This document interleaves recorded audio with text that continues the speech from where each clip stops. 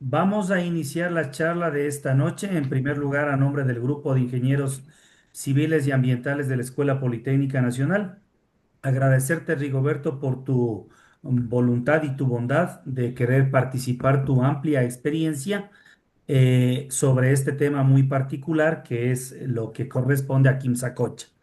El día de hoy hablaremos sobre el páramo de Quimsacocha, fuente de servicios ecosistémicos para Cuenca. Roberto Guerrero es ingeniero civil por la Universidad de Cuenca, asistente de investigación en el programa para el manejo del agua y suelo PROMAS de la Universidad de Cuenca, técnico investigador en el Instituto de Estudios de Régimen Seccional del Ecuador y ERCE de la Universidad de la SUAY, investigador en el Departamento de Recursos Hídricos de la Universidad de Cuenca, administrador del Departamento de Investigación y Monitoreo de la Empresa Pública de Telecomunicaciones, Agua Potable, Alcantarillado y Saneamiento de Cuenca, etapa EP, subgerente de Gestión Ambiental de etapa EP y cofundador de Aqua Payana Cultivos Hidropónicos.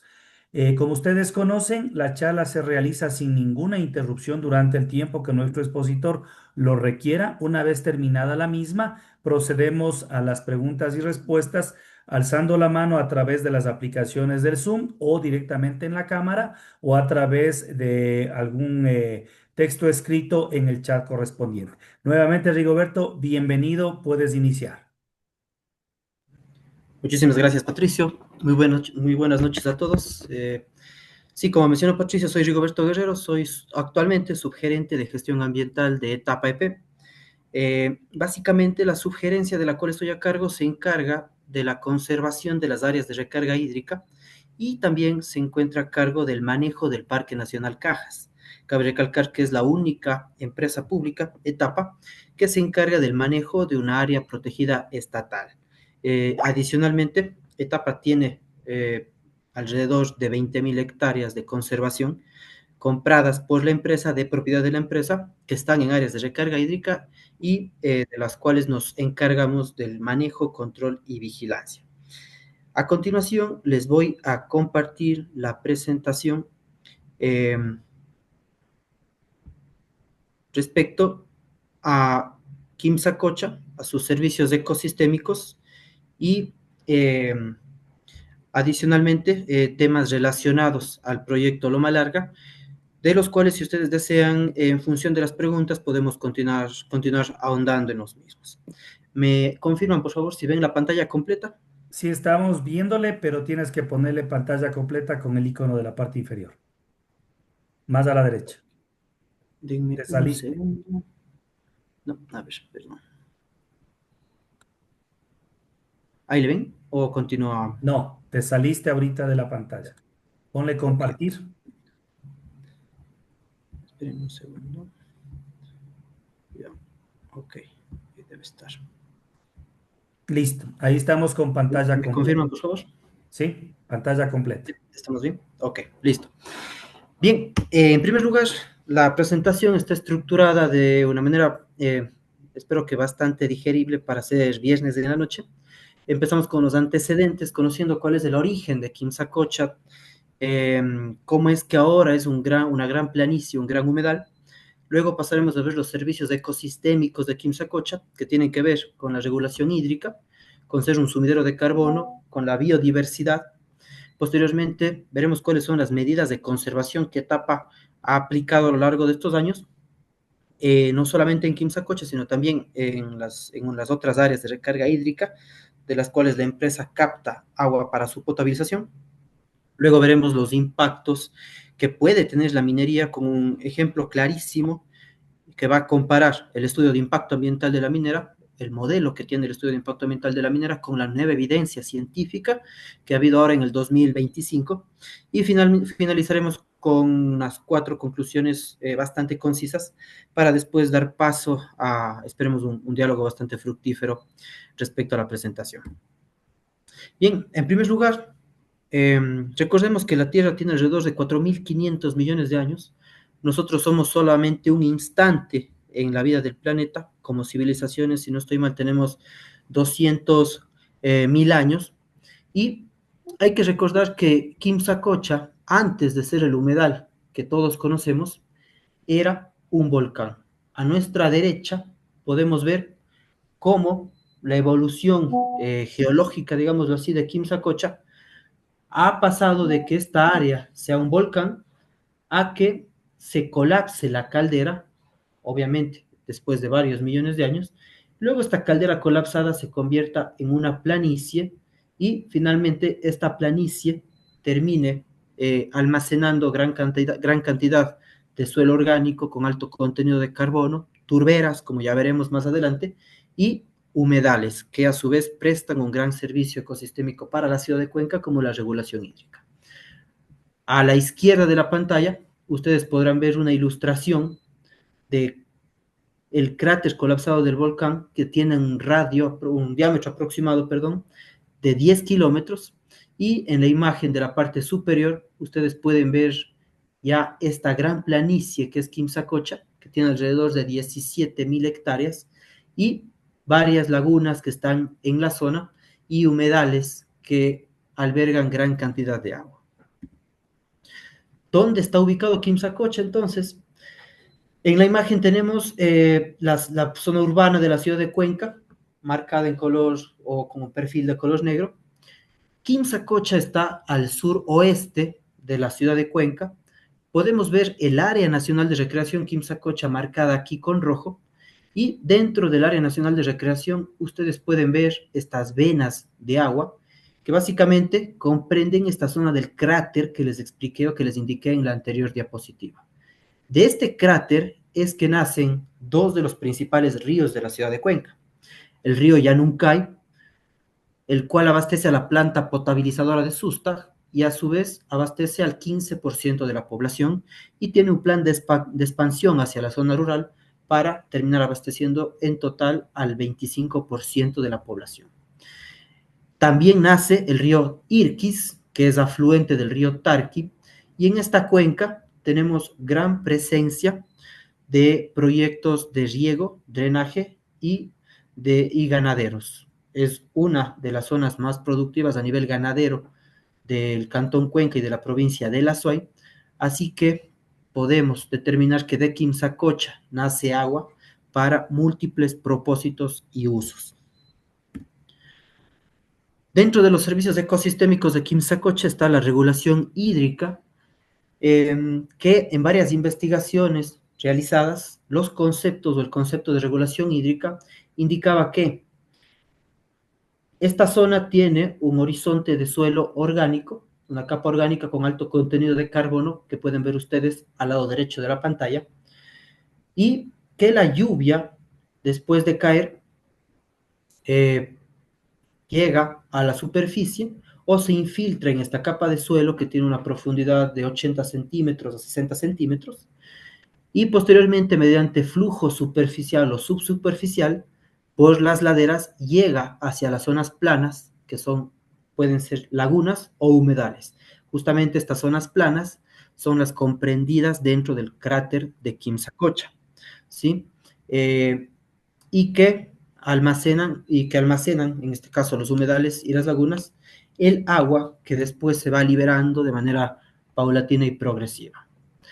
Sin embargo, siempre ha habido en el páramo, sobre todo, la pregunta de si existe o no agua subterránea. ¿Qué pasa con el agua que se encuentra en una zona más profunda?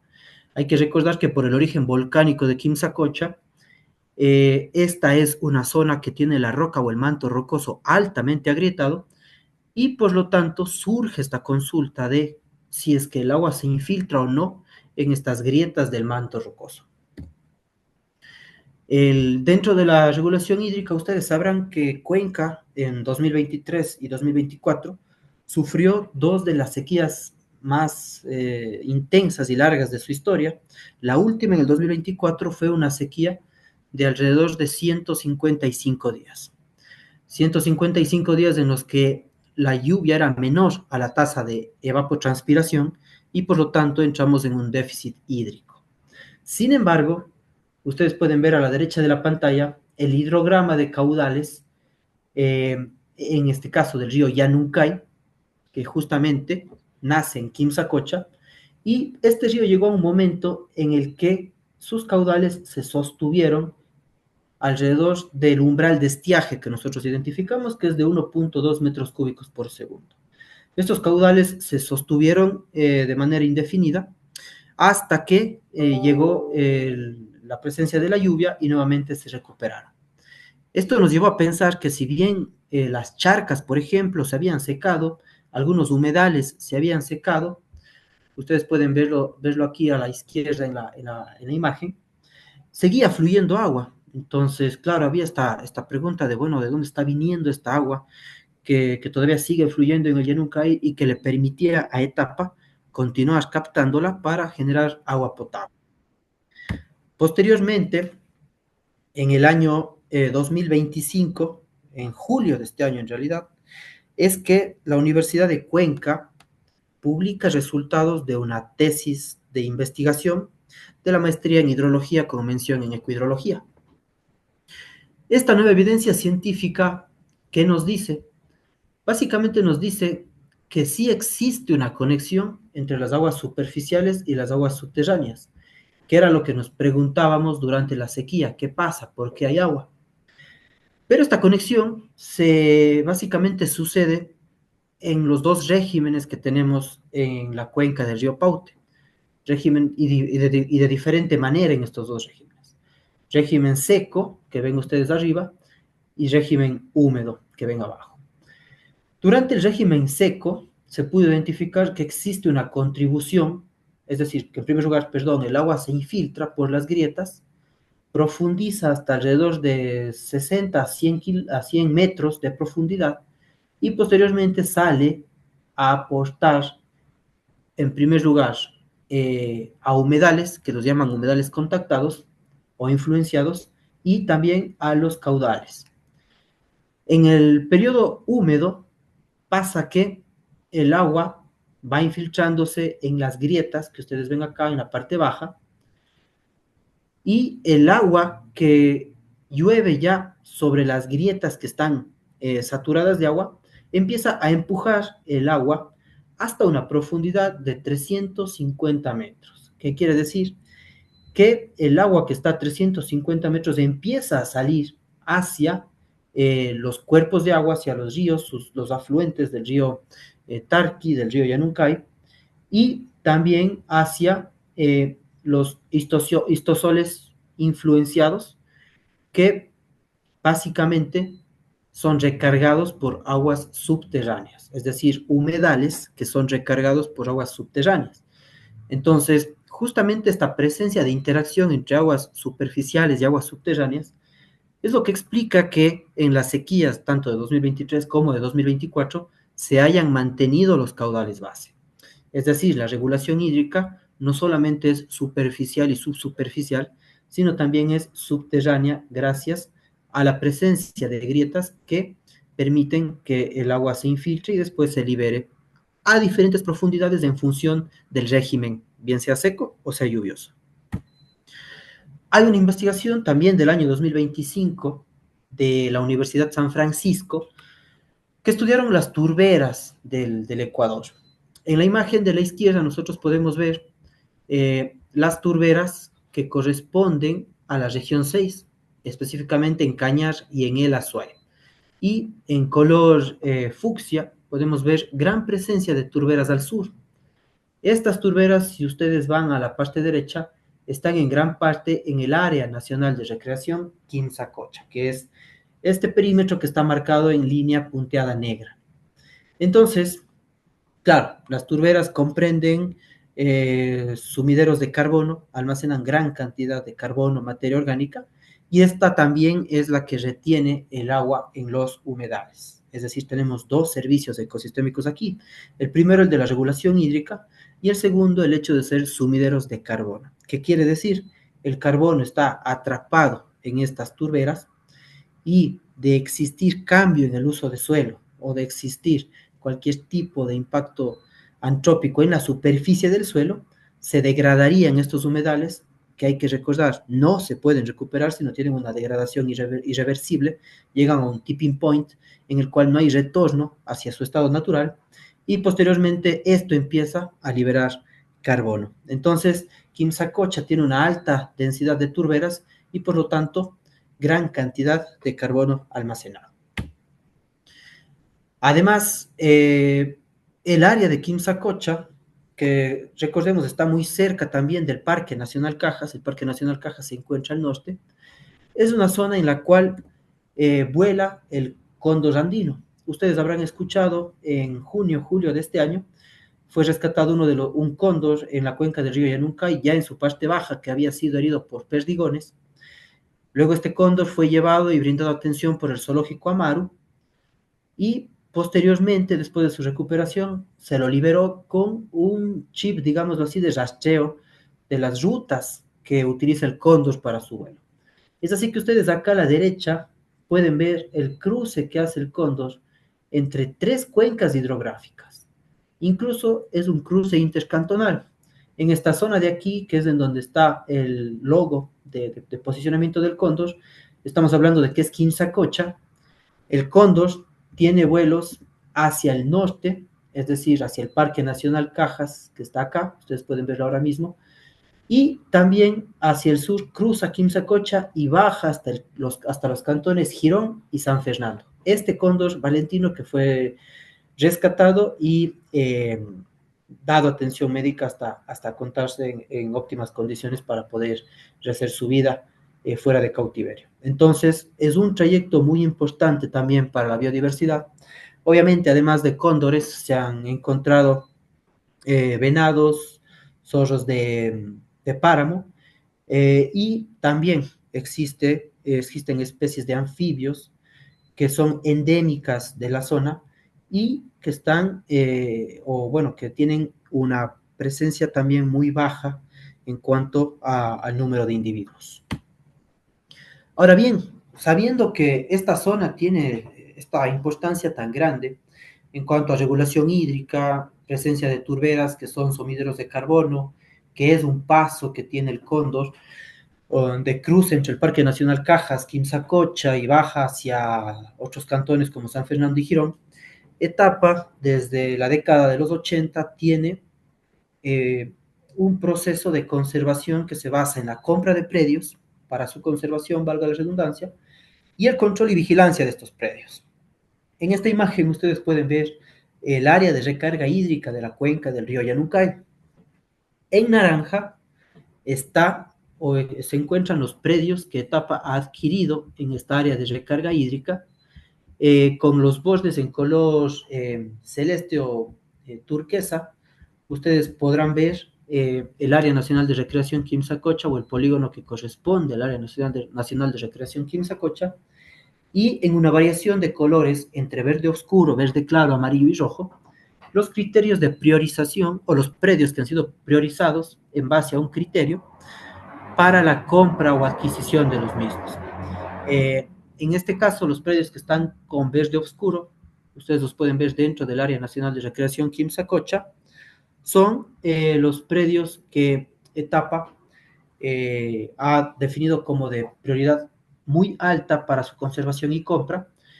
En color verde claro, predios de prioridad alta; amarillo, prioridad baja, y, prioridad media; naranja, prioridad baja, y rojo, prioridad. ¿Qué hicimos o cómo se llevó a cabo el proceso de priorización de estos predios? Se tomaron en cuenta variables como la presencia de humedal, además de la zona, también se tuvo en cuenta la presencia de la conectividad que puede haber entre los predios a comprar y los predios que ya tiene la empresa. También la pendiente, pues encontramos que los humedales están en las zonas más planas, mientras que en las laderas tenemos por lo general pajonal, y las zonas de mayor prioridad a conservar en este caso son los humedales o turberas. Adicionalmente, uno de los criterios que tomamos en cuenta también es la presencia de biodiversidad obtenida después del monitoreo de anfibios que Etapa lo hace de manera anual. Entonces, aquí me permito informar que han sido declarados ya de utilidad pública este año nada más alrededor de 1.000 hectáreas que van a permitir realizar una conectividad casi completa en la zona de Quimsacocha y que están abarcando una gran cantidad de humedales para su conservación. Pero bueno, en realidad, claro, una cosa es yo conservo, hago control y vigilancia, pero ¿cuáles son mis indicadores o cómo genero yo indicadores para determinar que mi conservación está siendo efectiva y que estoy incluso hasta teniendo procesos de restauración en los predios conservados? Pueden ver ustedes aquí el análisis o los resultados de los muestreos de calidad del agua de etapa que se han hecho durante los últimos 30 años. Este es un cuadro resumen de los últimos 30 años. Hemos iniciado nosotros un análisis o monitoreos de calidad del agua desde los 90 y han tenido continuidad ininterrumpida durante 3 décadas. Entonces, desde la parte izquierda pueden ver los resultados del índice de calidad del agua para el páramo, posteriormente para el bosque andino, luego para la zona periurbana y para la zona urbana en la cuenca del Yanuncay, justamente de donde están naciendo, o cuenca que nace desde Quimsacocha.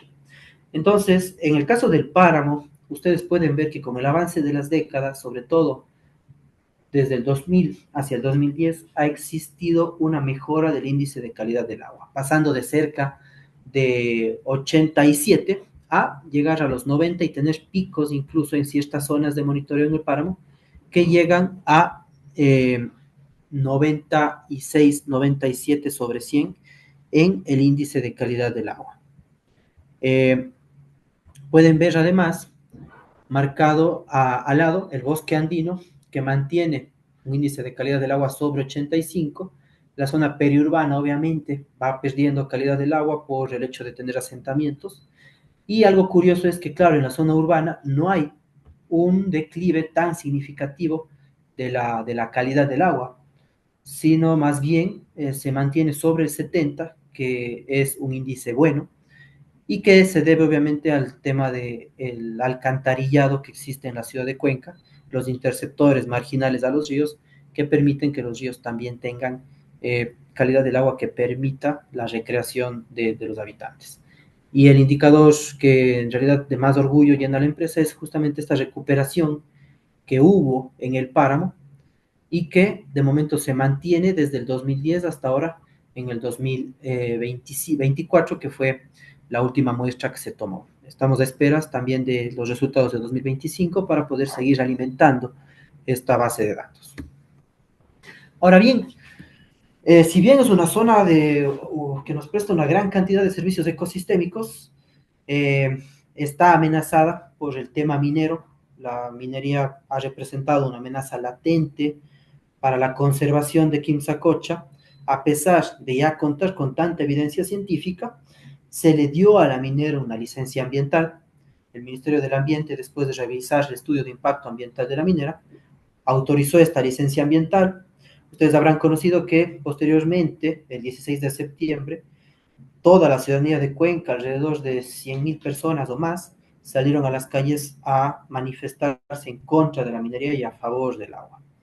Aquí me permito hacer un paréntesis porque la socialización que en este caso Etapa hizo con la gente, hablo desde proyectos de aguas rurales hasta la zona urbana, indicándoles justamente esto, que Quimsacocha es una zona de alta biodiversidad, de alto impacto para el Cantón Cuenca, que presta servicios ecosistémicos,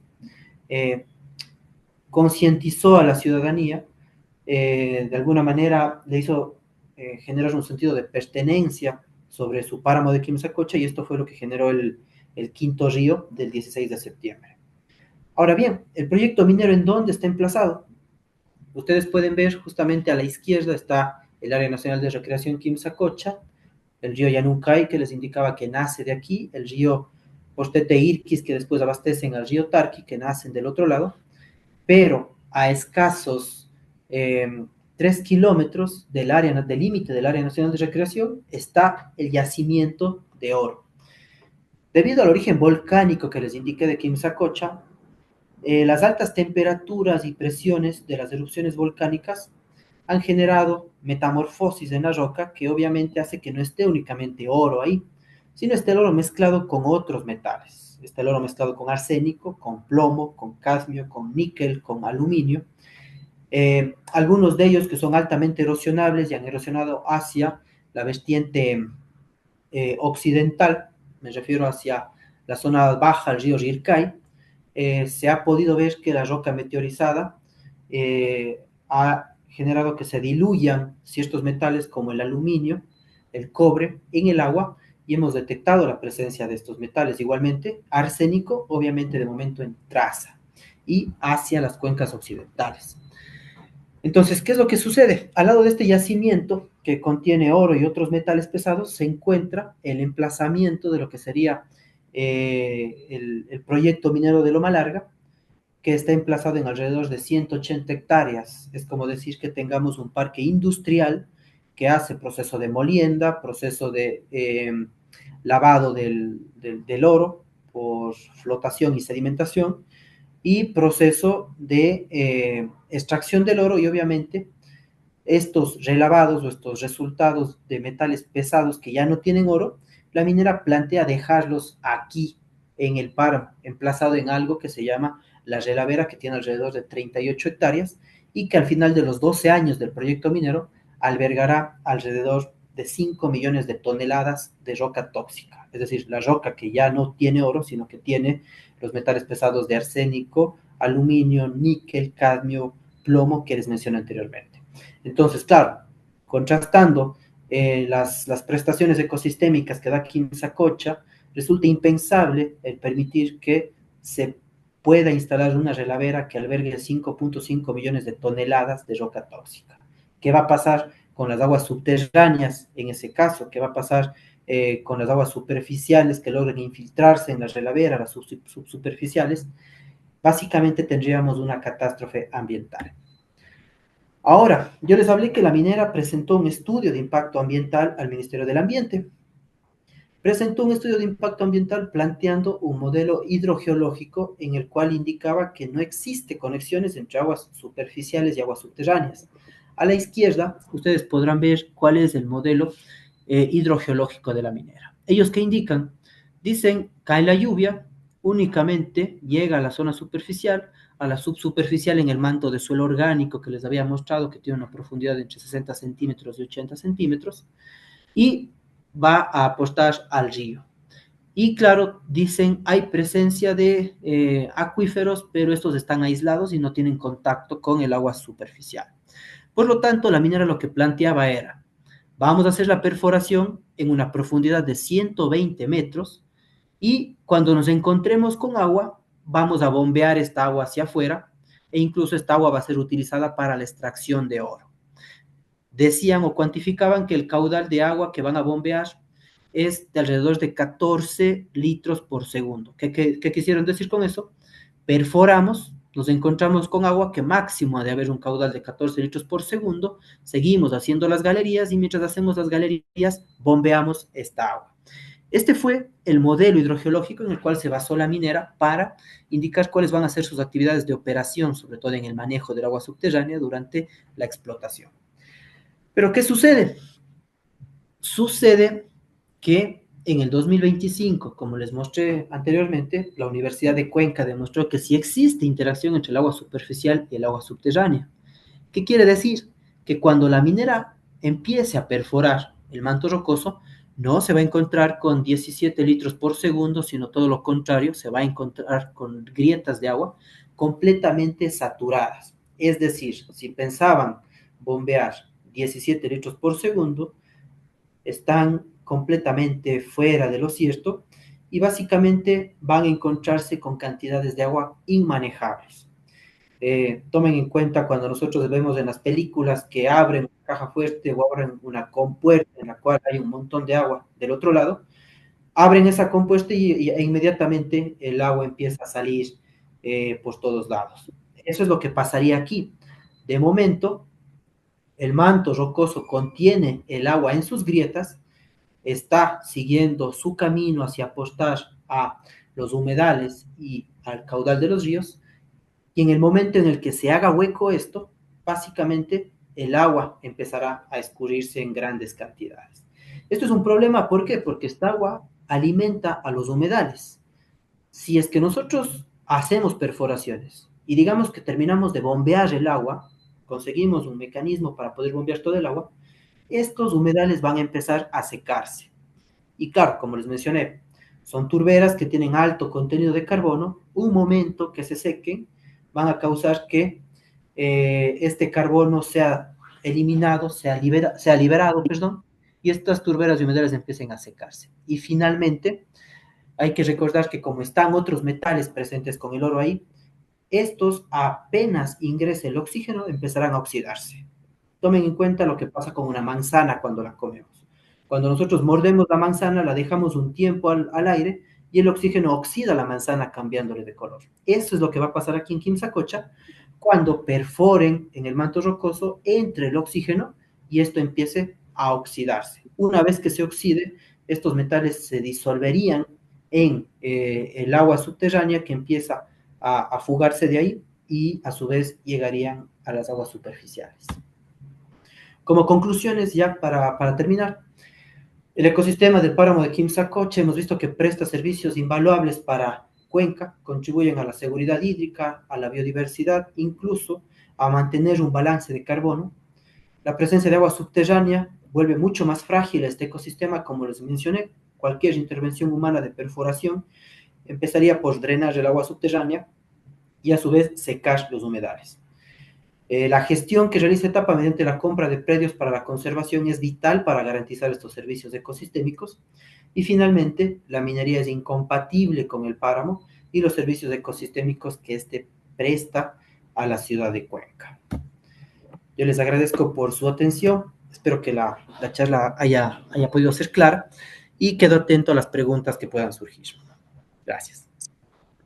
Muchas gracias, Rigoberto, por la explicación muy clara sobre la importancia de Quimsacocha para mantener justamente estos humedales y consecuentemente tener agua de buena calidad para los servicios que todas las personas y animales requerimos. Si le puedes cerrar, por favor, la presentación para Perfecto. poder iniciar la charla. Listo, un segundo, dejo de compartir. Ya. Perfecto. Bueno, estimados colegas y amigos, podemos iniciar el diálogo. Obviamente, como les había indicado, levantando la mano, solicitando. Álvaro, por favor. Buenas noches con todos. Bueno, felicitar al ingeniero por la exposición, pero sí tengo una duda, es puntual.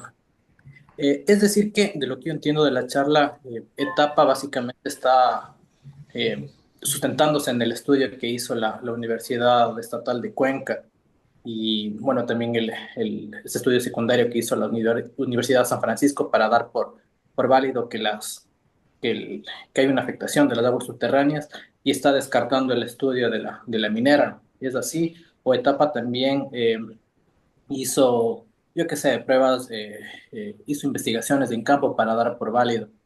La pregunta va en el sentido que entendería que el estudio de la minera, tal vez las campañas de investigaciones tal vez fueron más completas que un estudio de una maestría.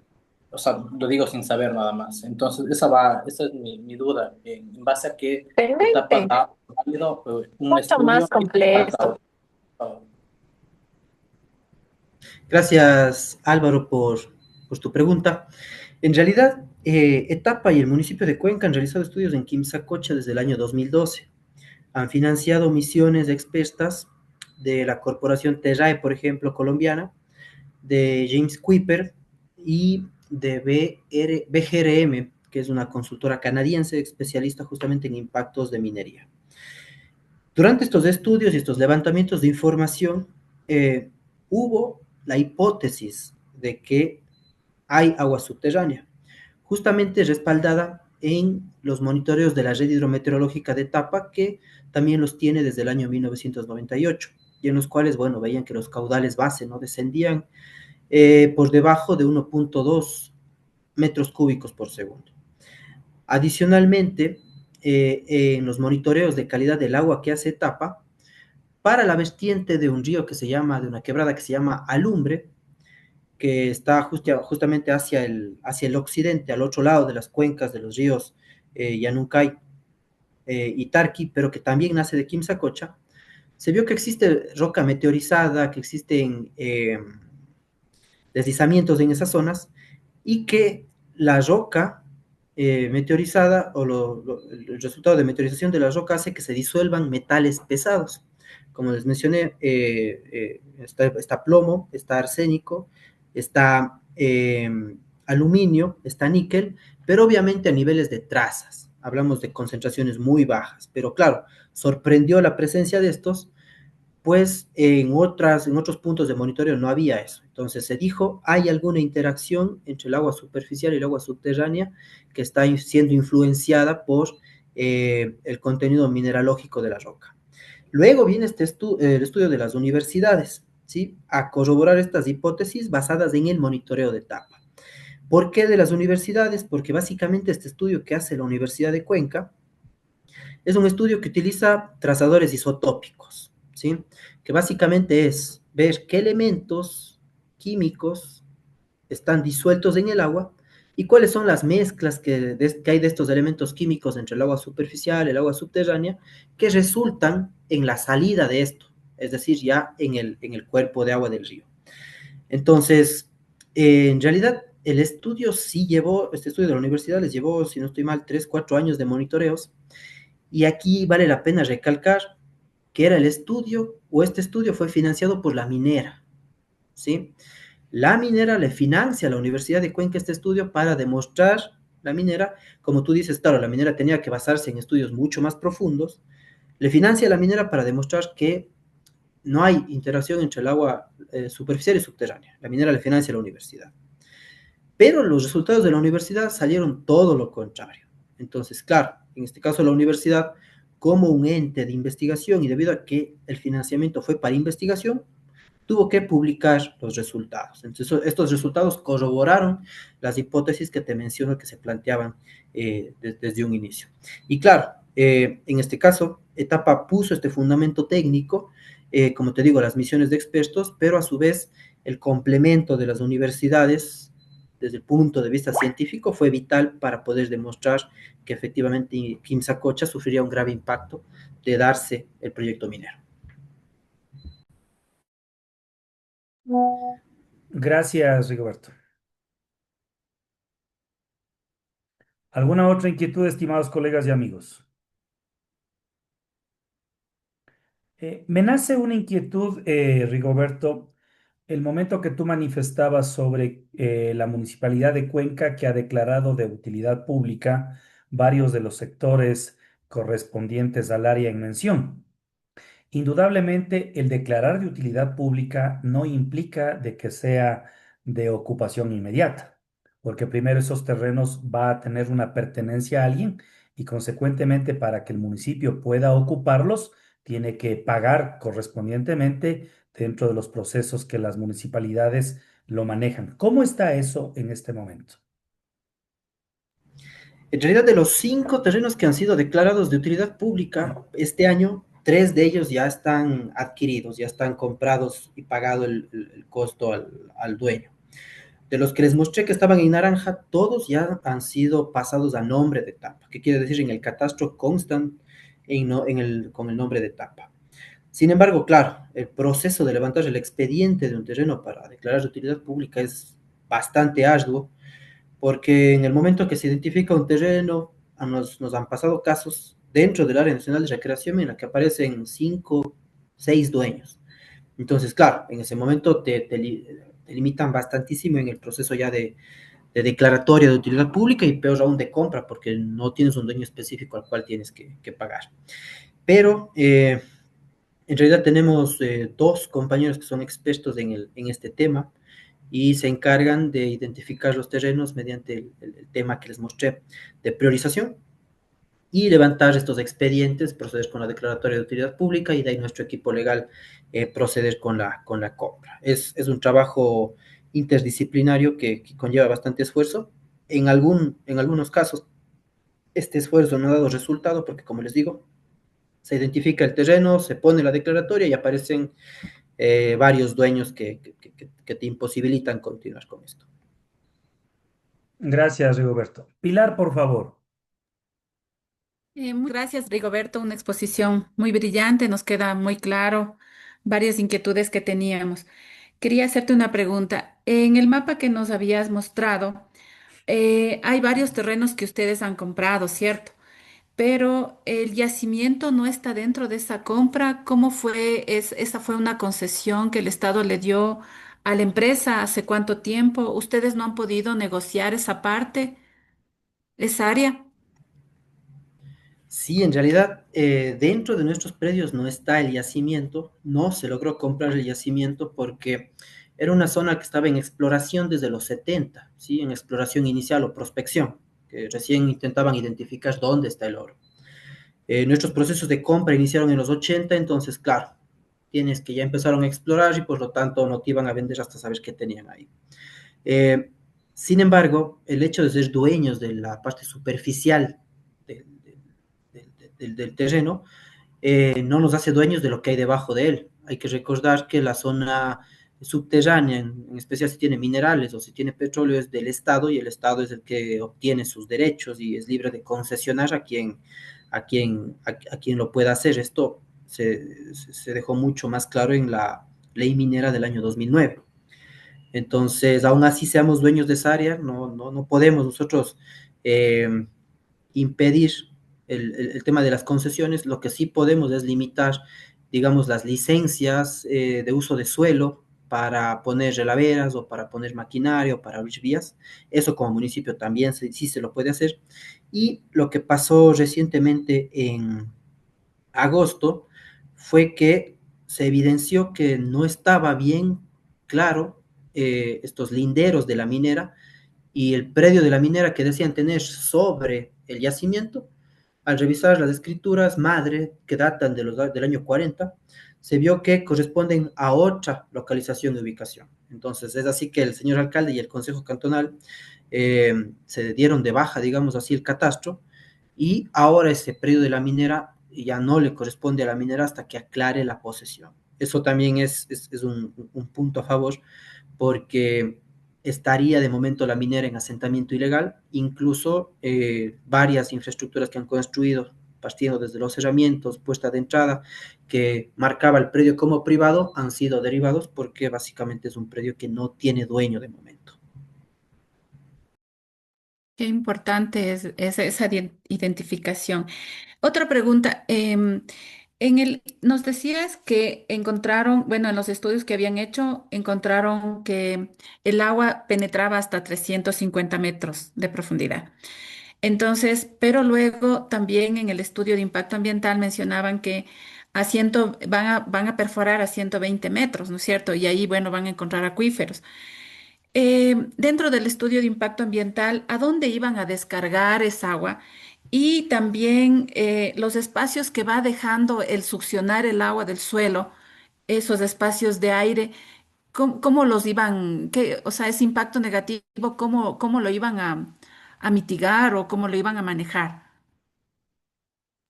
Ya, es una muy buena pregunta y muy buena relación la que estableces. Claro, el agua se profundiza hacia 300 metros, hasta 300 metros, y la minera va a excavar a 120 metros, que quiere decir, va a excavar justo en el paso del agua. En primer lugar, ¿qué es lo que ellos dijeron? El agua va a ser bombeada hacia la quebrada Alumbre, que es esta quebrada que les indico que ya tiene en trazas arsénico, níquel, cadmio, plomo. Justamente tiene estos minerales en trazas producto de los deslizamientos que han dejado la roca expuesta al oxígeno. Una vez que esta roca se expone al oxígeno, como les mencioné, es como morder una manzana, se empieza a oxidar rapidísimo y eso facilita la dilución de estos metales en el agua, ¿sí?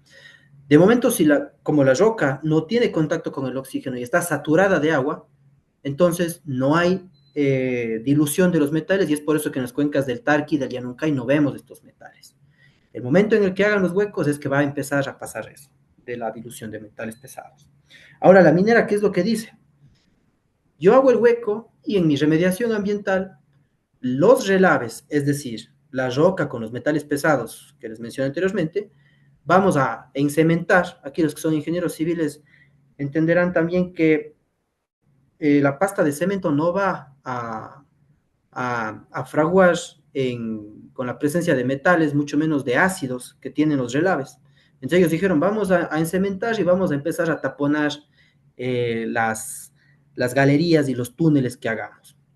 Y esta era una medida que planteaban que iba a resultarles, porque decían, igual va a quedar ya todo sin contacto con la atmósfera ni con el agua, porque decían, no hay grietas, pero resultó ser todo lo contrario. Las grietas, una vez que el agua empiece a infiltrarse nuevamente por ahí, van a empezar a lavar esta pasta cementicia con los relaves que metieron en los túneles, y va a causar una catástrofe ambiental sin precedentes, yo creo que a nivel regional. Entonces era una medida que la suponían de remediación, pero que al final, con la breve explicación que puedo darles, no resulta ser efectiva, y en realidad se convierte en una bomba de tiempo. Una cosita más. También había mencionado que en el estudio decían que iban a tener un caudal de 14 litros o de 17 litros por segundo. ¿Cuál es su apreciación del caudal real que se generaría? Y a lo mejor dentro del estudio había alguna medida de remediación en cuanto al impacto negativo de las áreas que van a recibir ese caudal extra.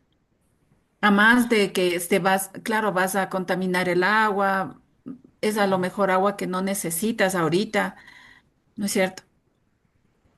Sí, en realidad,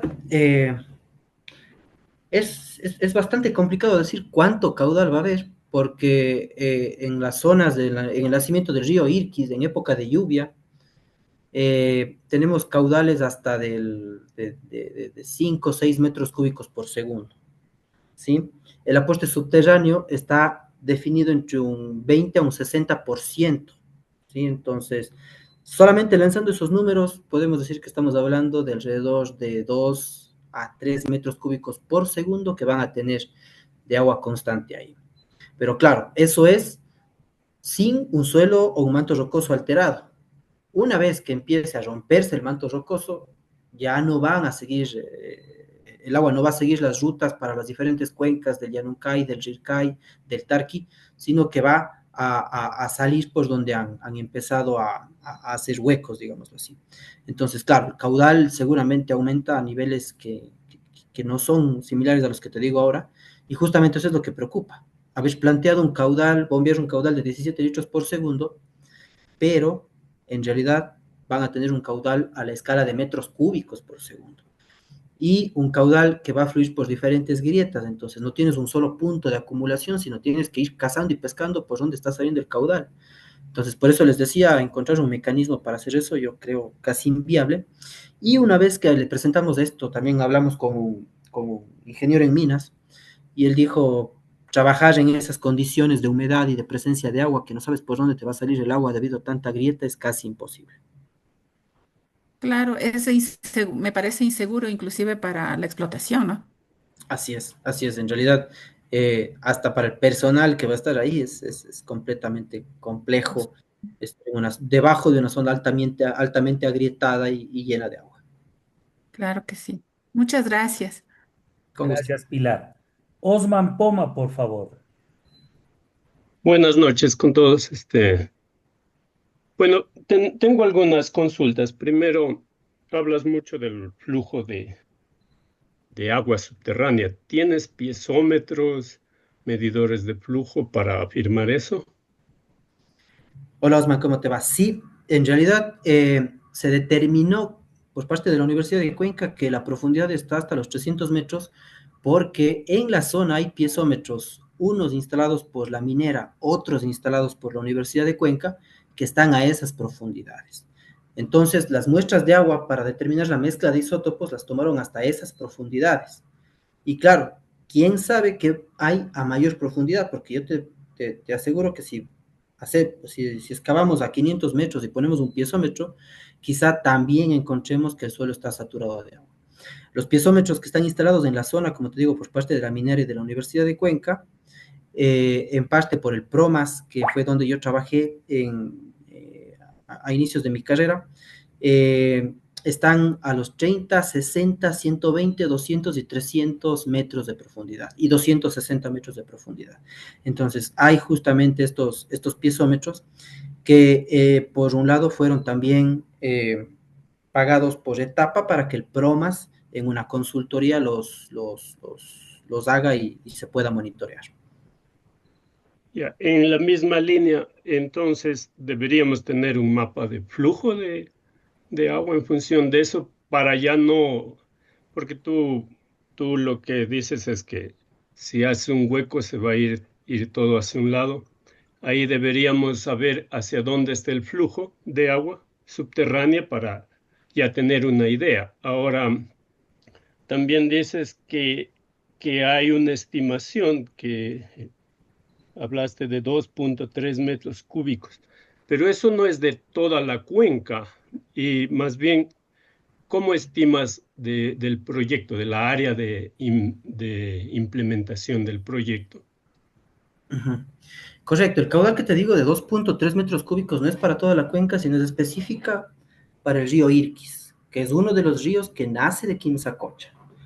De Quimsacocha nacen alrededor de 15 afluentes de ríos, ¿sí? Por eso decía, si es que consideras solo eso, son 2,3 metros cúbicos por segundo, pero por ahí nacen varios ríos más, entonces la cantidad de agua que puede salir de ahí, yo no me atrevería a decir cuánto es, sino que está en la escala de los metros cúbicos por segundo y no de los litros por segundo que indicó la minera en su estudio de impacto ambiental.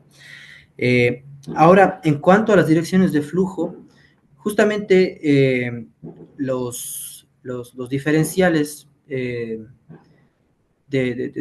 presión han indicado que las direcciones de flujo son, uno, hacia los humedales, que son suelo de histosol, que le llaman ellos histosoles contactados, y hacia los puntos de vertiente de los ríos.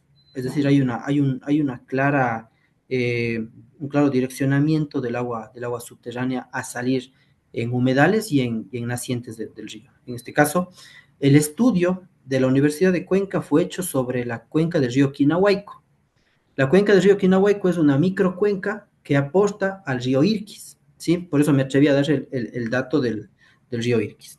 Y justamente debajo de la cuenca del Quinahuayco es que está el yacimiento de oro.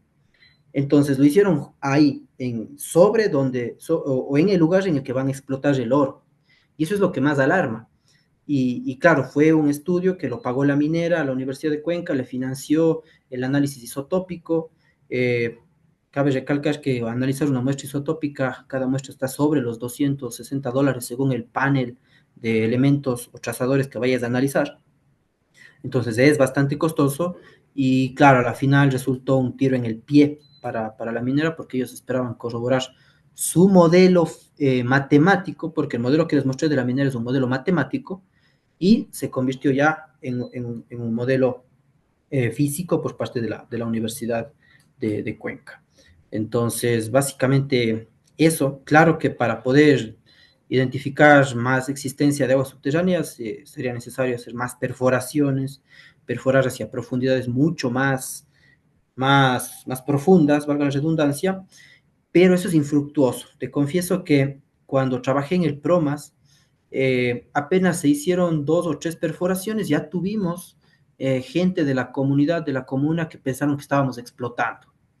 Entonces, para poder hacer ese proceso de poner los piezómetros, tienes, aparte de una roca durísima, el problema social, de que escuchan ellos que están perforando, que estás haciendo algo, que es para investigación, pero piensan que es para explotación y te hacen retrasar el trabajo por completo. Ya, bueno, justamente como dices, incluso el yacimiento se encuentra en una, bueno, microcuenca del Irquis. Entonces, y tú mencionas que la minera es la que tiene muchos piezómetros y eso. Entonces, eso no daría más bien validez al valor que ellos mencionan de 17 litros, que sería algo más demostrable. No, porque el valor de 17 litros lo hicieron en un modelo matemático. En la presentación les mostré el modelo matemático de la minera al lado izquierdo, en el que ellos dijeron, claro, hay estos pequeños acuíferos nada más, y aquí tenemos 17 litros por segundo según nuestro modelo matemático. Eso presentaron en el 2017. Incluso no fue un estudio de la propia minera de DPM, sino de INB, la minera que estaba haciendo la exploración avanzada. Entonces presentaron ese mismo estudio sin actualización y luego es que con la Universidad de Cuenca, sabiendo que hay los datos, los piezómetros, que no son solo de la minera, sino también algunos de la universidad, y como mencioné, algunos que instaló el PROMAS en una consultoría con Etapa, empiezan a hacer este estudio y ahí es que dicen, es un tiro en el pie para la minera, porque demostraron que hay interacción entre agua superficial y agua subterránea. No son esos 17 litros por segundo, porque esos, como te digo, fueron determinados en 2017, antes de que se hagan todos estos estudios. Entonces, no. La afirmación que me indicas no estaría correcta. Claro, porque yo lo que voy, si tú mencionas que el IRCIS tiene, bueno, tú estimas 2.3, pero el área de la concesión respecto a esa superficie de toda esa microcuenca es mínimo. No tengo el número, pero yo estimaría que debe ser un porcentaje menos del 10%, algo mínimo respecto a esa microcuenca. Entonces, ahí Bien. más se acercaría a ese número que la minera con sus instrumentos da. Bueno, pero bueno, eso no he visto ese reporte en detalle, así que no puedo decir más. Lo único que sí puedo decir como geólogo es que he estado en el yacimiento Fruta del Norte, que está abajo de un río, y entonces si se hacen las cosas, yo creo que con seriedad y con técnica sobre todo, se pueden hacer muchas cosas en minería. Así que yo creo que antes que especular debemos usar todos los instrumentos que tenemos ahí para generar conclusiones que sean sustentables, porque a la final del día esto lo que nos va a llevar es como país a enfrentar demandas y tenemos que tener un criterio técnico bien sólido para poder defenderlas. Muchas gracias. Con gusto, y claro, tienes razón. En realidad, la geología del Ecuador es bastante heterogénea y lo que encuentras en Fruta del Norte quizá no lo encuentres acá en el Austro. Y eso es lo que preocupa, y preocupa sobremanera. Y claro, una cosa es la cuenca hidrográfica, cómo se comporta el caudal superficial y subsuperficial, que sabes que no sale de la cuenca, pero igualmente como geólogos sabrás que ya en la parte subterránea, si es que hay grietas, si es que hay facilidad de infiltración para el agua no va a respetar el mismo tema de la cuenca hidrográfica, sino quizá el agua que se infiltra en una cuenca hidrográfica después de pasar por la parte subterránea irá a aflorar en otra cuenca hidrográfica. Entonces, eso es lo que le llena de mayor complejidad.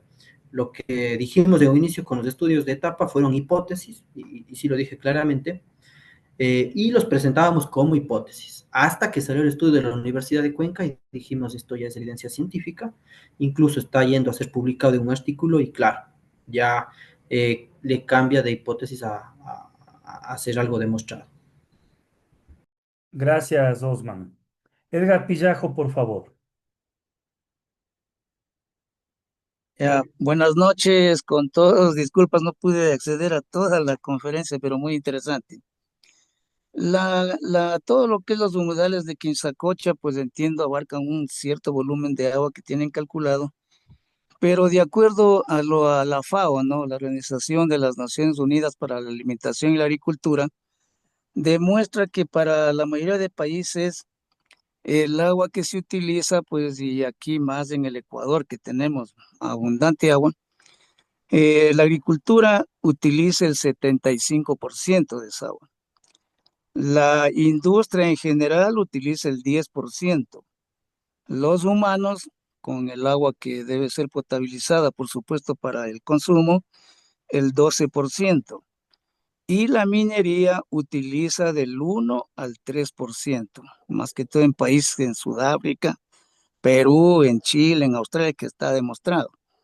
Eso quiere decir que el agua que se va a utilizar acá en este proyecto de Loma Larga debería estar también dentro de estos rangos, además de que acá en la minería se usa el agua, no se consume.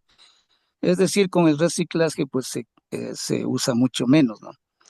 La pregunta es, a estas alturas de la tecnología que estamos, y con la existencia de cientos de ingenieros ambientales cuencanos, de ingenieros hidráulicos, de todo lo que está relacionado a la gestión del agua, ¿usted no cree que es factible con la tecnología actual, con los profesionales que tenemos, PhDs, máster, ingenieros, no es posible controlar esa agua de la minería, de un proyecto, además que es tan pequeño?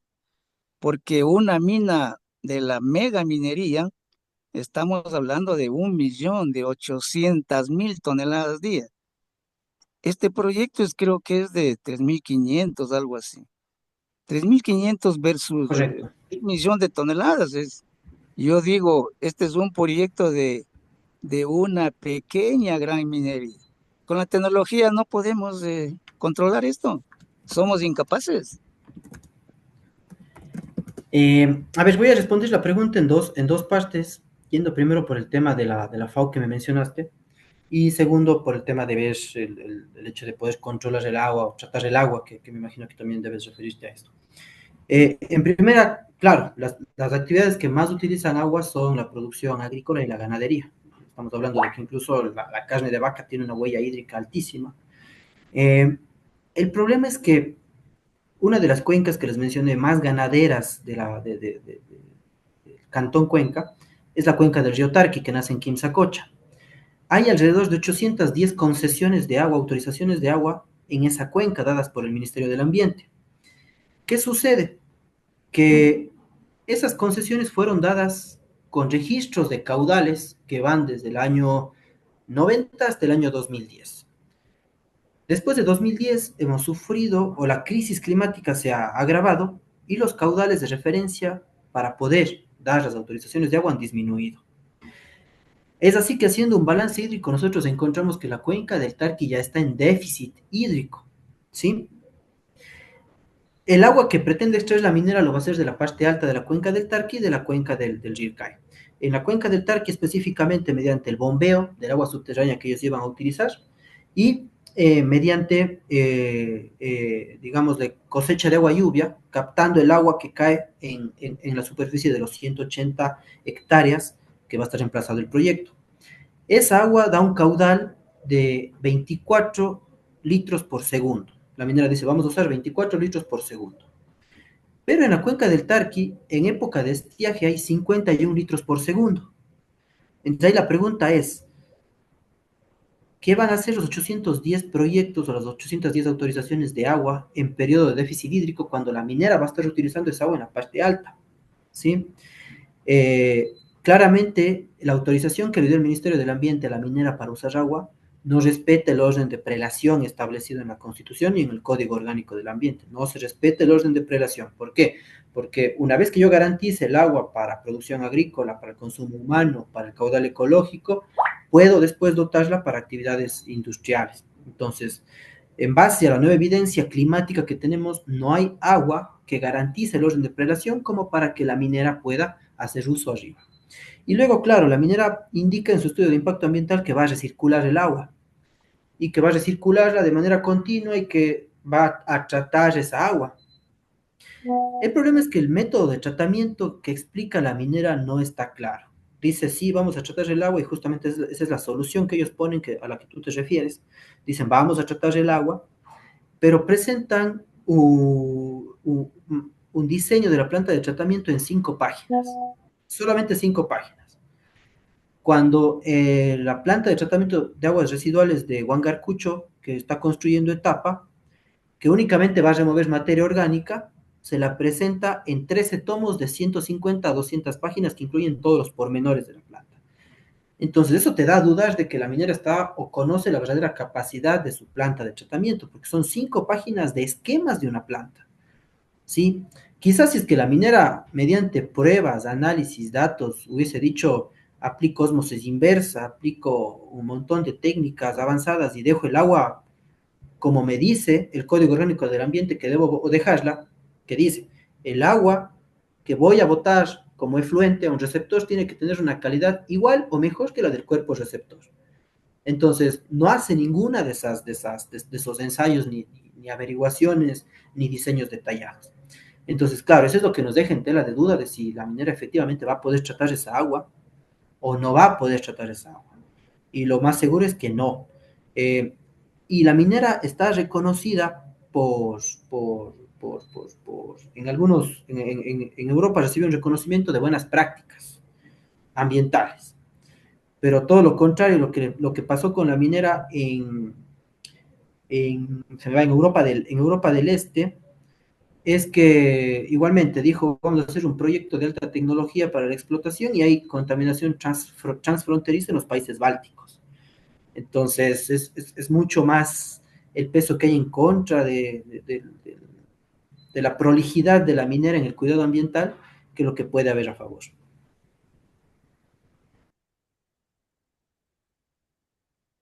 Gracias, Rigoberto y Edgar. Sobre, sobre la tecnología, le pregunté si usted cree que con la tecnología actual podemos controlar esa gestión del agua. No, en realidad es bastante complicado porque ni siquiera sabemos con qué cantidad de agua nos vamos a encontrar y la tecnología actual no puede detener tampoco la oxidación de la roca, que después se va a disolver en el agua. Acuérdense del ejemplo de la manzana. Cuando la roca se disuelve, se oxida, perdón, es que se hace soluble en agua con los contaminantes.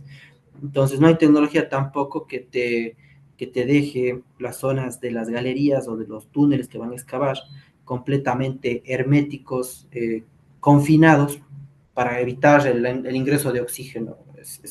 Es bastante, bastante complejo. No, en respuesta directa a tu pregunta, no hay tecnología, según yo y de lo que he podido averiguar, que diga que la minera va a poder extraer de manera sostenible y sustentable el oro ahí. Como un ejemplo nomás, hay muchos ejemplos en el mundo que puedo demostrar yo mismo, pero como un ejemplo, el lago, el río, la cuenca Puyango-Tumbes, que está contaminado por la pequeña minería acá en la provincia del Oro, Portobelo, Saruma, más de 30 años.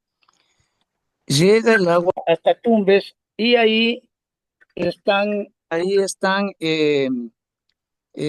potabilizando esa agua, que está sobre los límites permisibles de arsénico, plomo, zinc, cadmio, y sin embargo lo potabilizan mediante procesos, van a poner una planta más moderna ahora, y 220,000 habitantes están usando esa agua, como ejemplo nomás, lo pongo, ¿no? Claro, pueden potabilizar, pueden desalinizar, pueden hacer ósmosis inversa, pero la pregunta es, ¿la gente tendrá la confianza de tomarse esa agua directamente del grifo? Y el problema es que ahora Cuenca, o la calidad del agua de Cuenca, quizá muchos de los que han visitado Cuenca sabrán que nosotros tomamos aquel agua directamente del grifo. Y es por la calidad de la fuente, la calidad del tratamiento y porque es un agua que no ha causado ninguna enfermedad gastrointestinal. Entonces, claro, quizá me pueden decir, vamos a tratar el agua o más abajo en Tumbes el agua es tratable y sirve para que la gente se bañe, pero no va a servir para cocinar alimentos o no va a servir mucho menos para la ingesta. Entonces, justamente eso es lo que nos pone a la ciudad de Cuenca en esta lucha, porque yo creo que ningún oro del mundo te compra el privilegio de tomar agua directamente del grifo.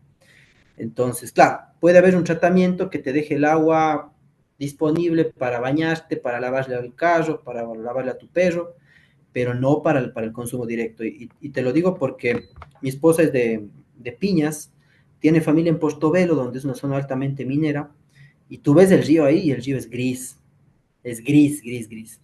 Y es el río que es producto de la explotación minera, de la molienda que tienen ahí de los minerales. Y claro, si vos comparas ese río gris que cruza por Portobelo con el río Yanuncay cristalino que cruza por Cuenca, te vas a dar cuenta que, o sea, yo creo que ningún cuencano está dispuesto a arriesgar por más cantidad de oro que haya, la calidad ambiental de sus ríos y la calidad de su agua. Gracias, Edgar. Jorge Toro, por favor.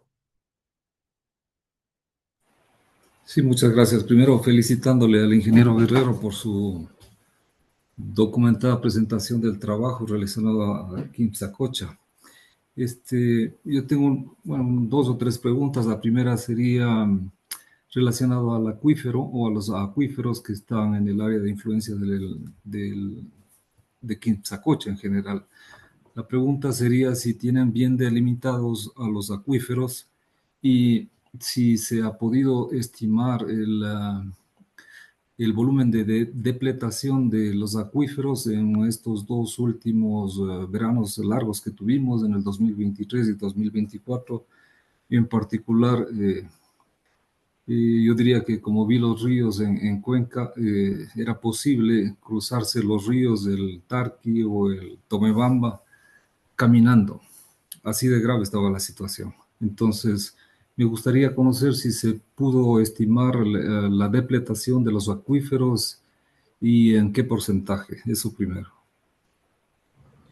Bueno, en realidad el nivel piezométrico sí descendió, pero no fue tan significativo. Digamos, en piezómetros de 30 a 60 metros, el agua disminuyó entre 3 a 6 metros.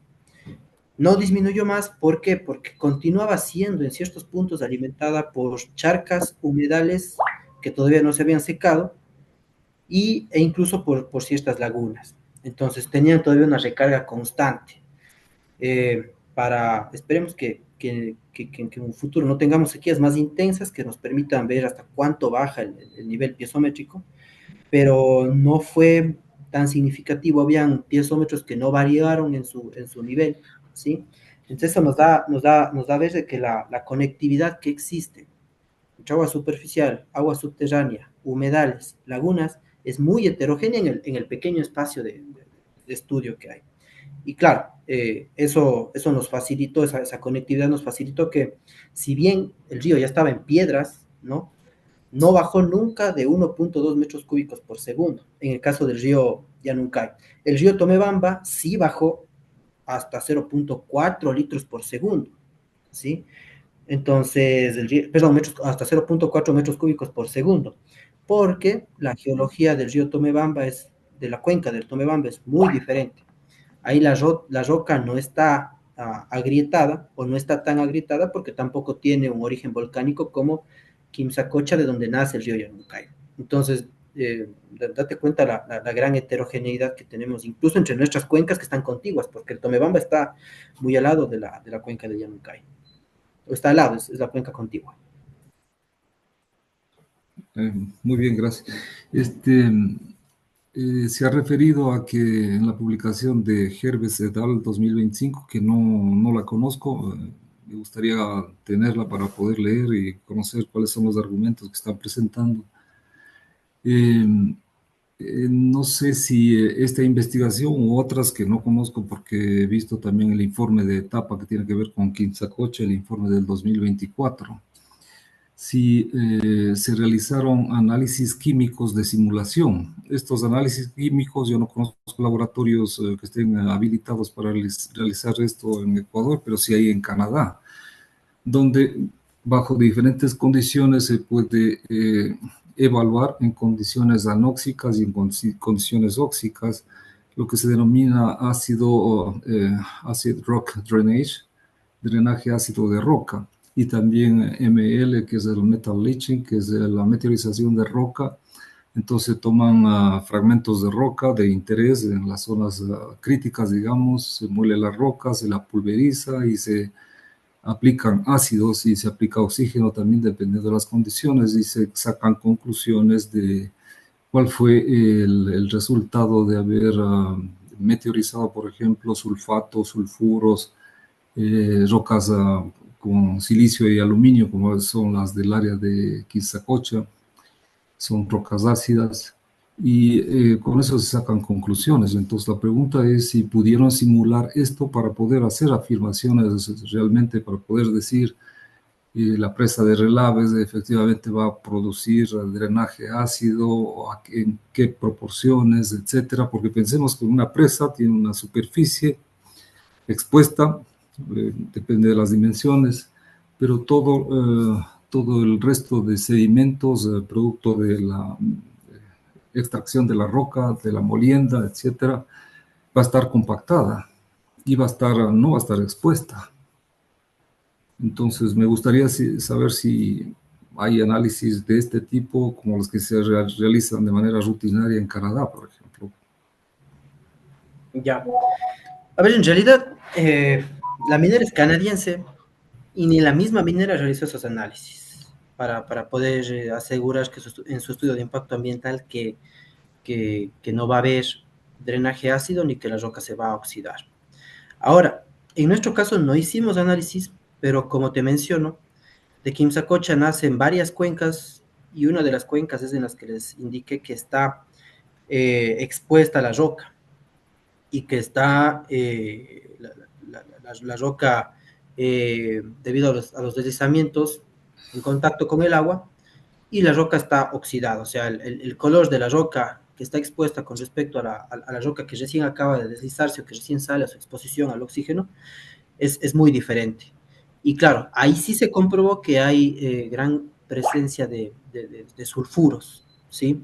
En los análisis de agua, pero un análisis del proceso de oxidación de la roca no se ha realizado. Lo único es mediante observación que se ha visto que la roca, pasado 2, 3 meses de que se expone, como les vuelvo y les repito, como el ejemplo de la manzana. Tú tienes la manzana encerrada, no pasa nada. Le das un mordisco, se empieza a oxidar. Lo mismo pasa con la roca. Eso hemos podido ver, pero de ahí los análisis, ni siquiera la misma minera los ha hecho, a pesar de que es canadiense y se supone que debería tener los accesos a los laboratorios. Ahora, les estoy pasando ahora, en este momento por el chat, los estudios. El primero que van a ver arriba es el estudio de impacto ambiental de la minera. Ahí ustedes van a poder corroborar todo lo que les estoy mencionando. El diseño de una planta de tratamiento en apenas 5 páginas, asunciones que hacen o aseveraciones que hacen con el modelo matemático en cuanto a flujos subterráneos. Abajo está el documento de la investigación que hizo la Universidad de Cuenca. Está publicado en este momento en el DSpace de la Universidad de Cuenca y en futuro estará en una revista indexada. Y el último es el informe de etapa. Ahí ustedes van a poder ver no solo el último informe de etapa del 2024, sino los informes que les mencioné de Terrae, James Kuiper y BGRM. Ahí ustedes van a ver que se empieza afirmando de que hay la hipótesis de la existencia de agua subterránea, se dan o se trazan líneas de flujo subterráneo, que luego ya la universidad los va corroborando. Quizá va a ser un montón de información, pero si le abren a 2, 3 documentos y le dan una ojeada rápida en cada link, se van a poder dar cuenta de lo que está pasando. Muy bien. Bueno, mi preocupación básica es la consecuencia de haber suspendido la licencia a la empresa Dundee Metals, ¿no? Y ya tenemos como trayectoria de país, ya tenemos algunas demandas internacionales y básicamente nosotros somos tan buenos que todas perdemos, ¿no? Como país. Entonces, si esta empresa canadiense eventualmente presenta una demanda, se supone que la demanda sería algo por un monto, por unos 450 millones de dólares y finalmente el Ecuador, según la historia que tiene el país, perderá. Por ejemplo, en este momento tenemos una demanda pendiente por pagar, nos hicieron unas rebajitas, unas concesiones por el problema de haberle quitado un bloque petrolero a la empresa Oxy y hoy tenemos que, como país, tenemos que pagar más de 800 millones de dólares. Entonces, esa es la perspectiva de las cosas, ¿no? Entonces, yo querría referirme a unos mapas que están en el informe de la etapa, citando a algunos estudios sobre el mapa de fracturas y el mapa de fallas. Entonces, las fracturas y fallas llevan unas direcciones preferenciales, en general, noreste-suroeste, la otra es norte-noroeste, sur-sureste y otra norte-sur. Pero el informe que maneja la etapa dice que son fallas inferidas. ¿Eso qué quiere decir? Que etapa mismo no ha podido certificar si estas fallas o las fracturas, pero todavía, porque las fracturas son innumerables, están selladas. Entonces, si etapa mismo está utilizando un informe donde dice que las fallas son inferidas, quiere decir que no está seguro de lo que afirma. Por lo tanto, la consecuencia sería que también la posible filtración de las aguas contaminadas hacia los acuíferos tampoco sería válido ese argumento. Entonces, la pregunta es, de nuevo, Se han realizado análisis para poder determinar si estas fallas inferidas están permeables o no. Hay simulación sobre eso. Y con eso termino. Muchas gracias por la Ok, presentación. ok, Jorge, gracias por la pregunta. A ver, voy a borrar en dos partes en función de cómo las has formulado. La primera parte respecto a la pérdida millonaria que quizá que sí va a tener el país. Eh, el problema es que la misma minera, perdón, el mismo Ministerio del Ambiente hace la resolución. Si ustedes leen la resolución de suspensión de la licencia ambiental, la hace poniéndose un blanco en el pecho. ¿Por qué? Porque no da la argumentación técnica de ninguno de los informes de etapa, porque no da la argumentación técnica de la nueva evidencia científica, porque no da la argumentación técnica ni siquiera de los mismos informes que en su época, 2021 y 2022, la Secretaría de los Recursos Hídricos había hecho diciendo que los estudios de la minera están siendo insuficientes. Espero que se pueda liberar esa información, porque es gravísimo lo que hay ahí. La Secretaría de los Recursos Hídricos dice, no está bien hecho el estudio de aguas subterráneas, no está bien delimitada el área de impacto del proyecto minero, un montón de cuestiones que no están bien, y que al final luego aparece otro informe que dice, todas las observaciones que hacen están absueltas en el informe de impacto ambiental y mágicamente se absuelven las informaciones, las observaciones sin que el estudio de impacto ambiental haga un cambio. Entonces, claro, el Ministerio del Ambiente lo que hace es ponerle un blanco en el pecho al país, porque le hace muy fácil que la minera, con sustentos que el Ministerio del Ambiente dice, por lo que dijo el alcalde de Cuenca en redes sociales, por lo que dijo el prefecto en redes sociales, por la publicación en X, por la publicación en Facebook. O sea, así de graves es la resolución del Ministerio del Ambiente que se basa en publicaciones en redes sociales para decir, declaro suspendida la licencia ambiental. Y en vez de más, hacen documentos técnicos que en una corte nos darán más sustento. ¿Qué dijo el presidente? El presidente dijo, etapa, Cuenca deberá defender sus informes ante una corte en Londres, me parece. Incluso se equivocó, no era en Londres, sino en Nueva York. Entonces, claro, él habla de defender los informes. Si es que ellos hubieran citado en su resolución informes, tesis, todo el tema técnico, es defendible. Pero ahora le pone en bandeja de plata a la minera la demanda. ¿Por qué? Porque la minera va a decir, me dan o me quitan la licencia ambiental en base a publicaciones en redes sociales. Entonces, ahí sí le deja al país completamente indefendido el mismo Ministerio del Ambiente. Y es gravísimo. Y las intenciones, claro, al fusionar el Ministerio del Ambiente con el Ministerio de Energía y Minas son muy claras. Esa por primera, en primera parte de respuesta a tu pregunta. Y en respuesta a la segunda parte de tu pregunta, claro, etapa dice las fallas son inferidas, porque es un informe de 2024. Dice las grietas, inferimos que hay grietas, porque es un informe de 2024. Y claramente lo digo, todos los informes que hemos hecho han dado la hipótesis, han manifestado la hipótesis de que hay agua subterránea.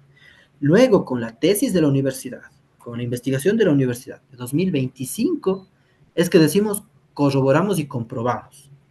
¿Sí? Entonces, lo que tú dices es ciertísimo. Nosotros dijimos inferimos, porque no había evidencia científica y no se habían hecho las pruebas.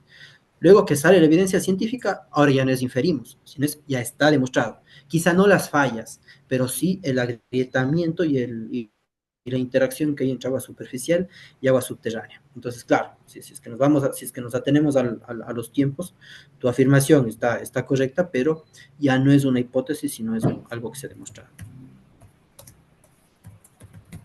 Muchas gracias, ¿no? Perfecto, gracias.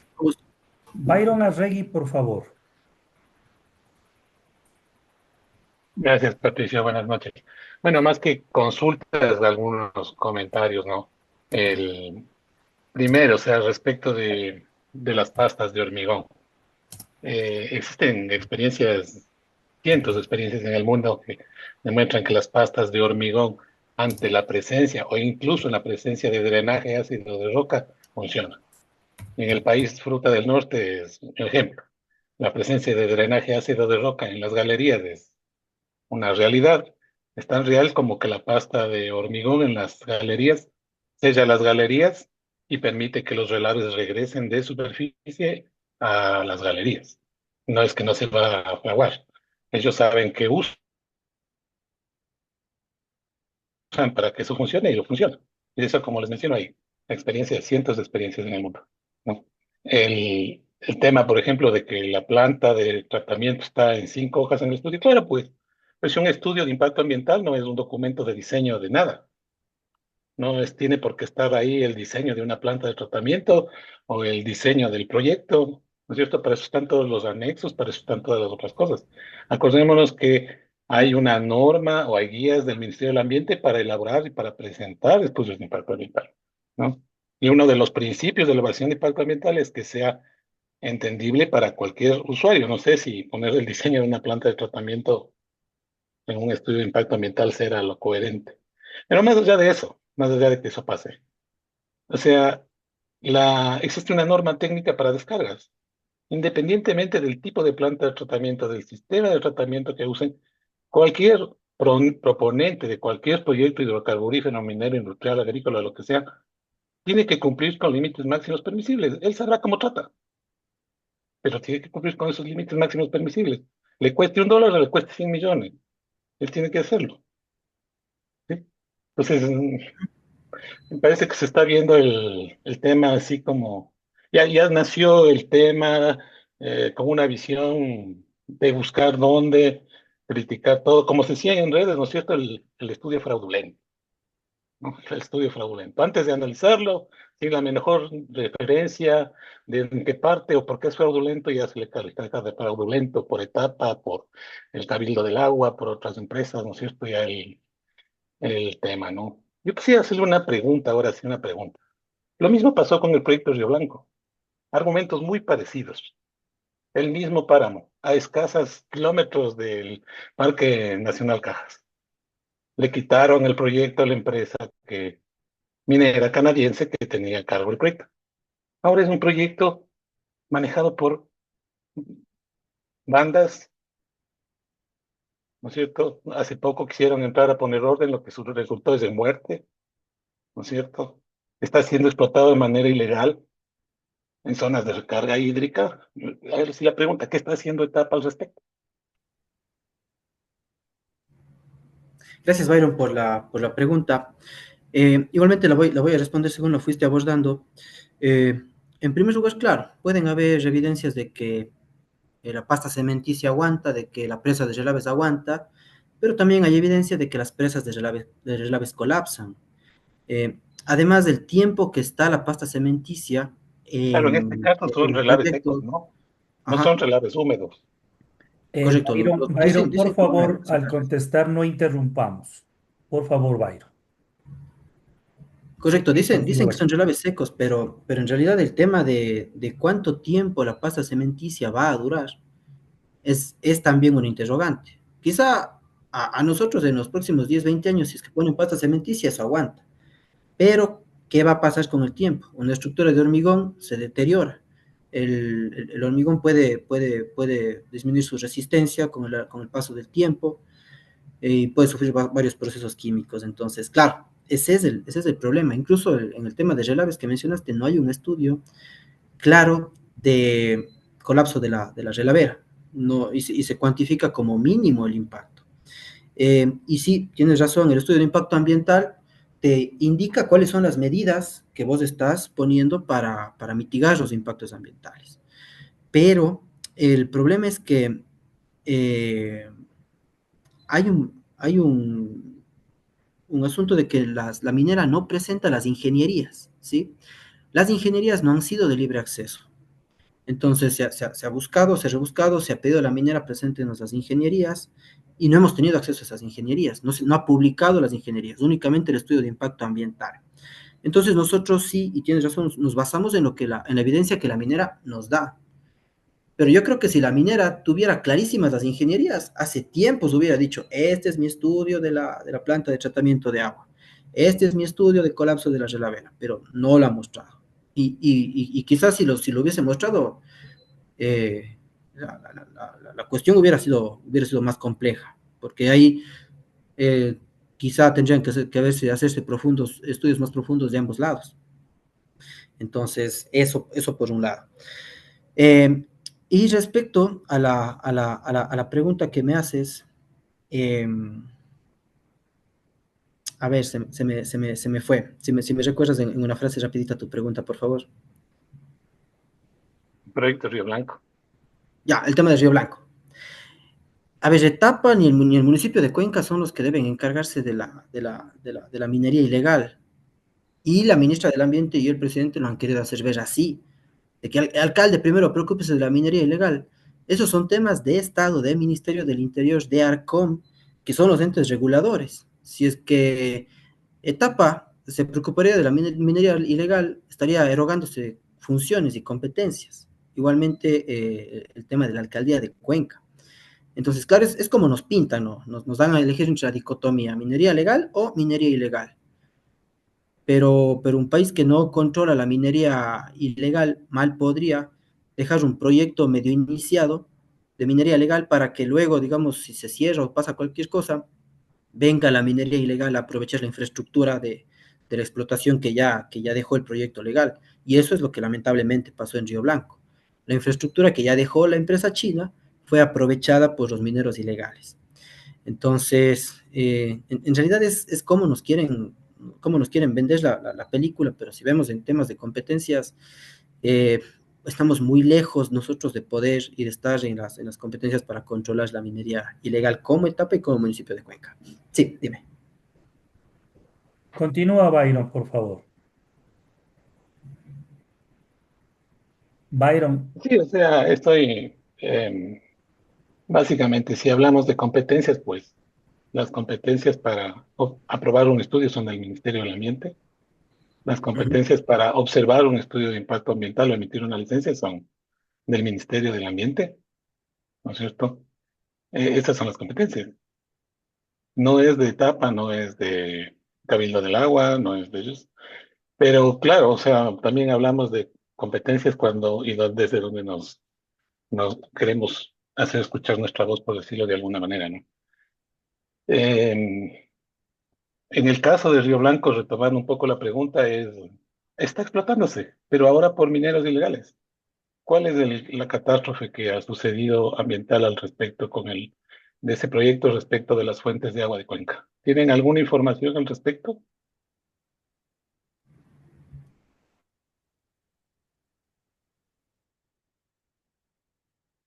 Rigoberto. Hola, sí, perdón, se me tuvo una pérdida de conexión.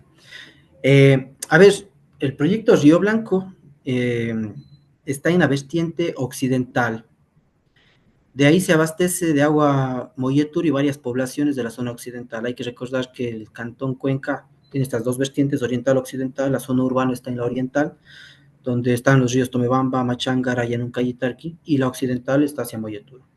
Hay varias zonas que ya no pueden tomar esa agua y Etapa también brinda el servicio a esas plantas rurales. Entonces, claro, nos hemos visto en la necesidad de prescindir de ciertas potenciales fuentes de agua porque justamente es mucho peor el tema de la minería ilegal. O sea, la minería ilegal utiliza métodos mucho más arcaicos y que generan más contaminación. Entonces, una vez más, en el caso de competencias, es plena competencia del gobierno el controlar esta minería ilegal. La competencia de etapa es el agua, y claro, al verse en riesgo el recurso hídrico que capta la empresa, es que la empresa tiene que manifestar y la población incluso está en todo su derecho de manifestar su preocupación. ¿Y qué nos dicen los artículos, si no estoy mal, 73 y 74 del Código Orgánico del Ambiente? Es que ante eso se debe aplicar el principio de precaución, si es que no tienes evidencia científica, y ahora el de prevención ante la evidencia científica. Y al menos en eso el Ministerio del Ambiente ha considerado y ha puesto en la resolución al final que están aplicando el principio de precaución, pero después de hacer una resolución que está completamente descabellada y sin componentes técnicos, sino únicamente de redes sociales. Entonces eso, lamentablemente, sí estamos en un país en el que no hay ni un buen manejo de la minería ilegal para erradicarla, ni las bandas criminales, peor aún. Yo creo que la minería legal la ven como una entrada o ingreso de ingresos temporales, pero al final el daño es permanente.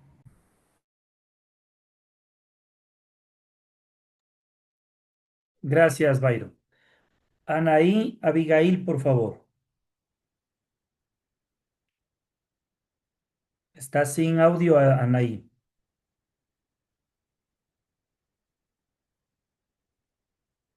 Anaí está sin audio. Bueno. ¿Alguna otra inquietud, estimados colegas y amigos?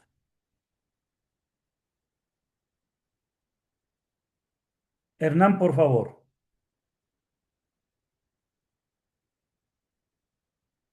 Estás sin audio, Hernán. Estás prendido, pero no te escuchamos.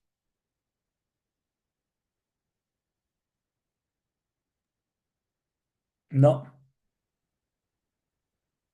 Escríbele si deseas en el chat, por favor, para poderte pasar. ¿Alguien más, estimados colegas y amigos? Yo quería hacer una reflexión sobre lo que Byron anotaba hace un momento. Eh, Perdón, buenas noches.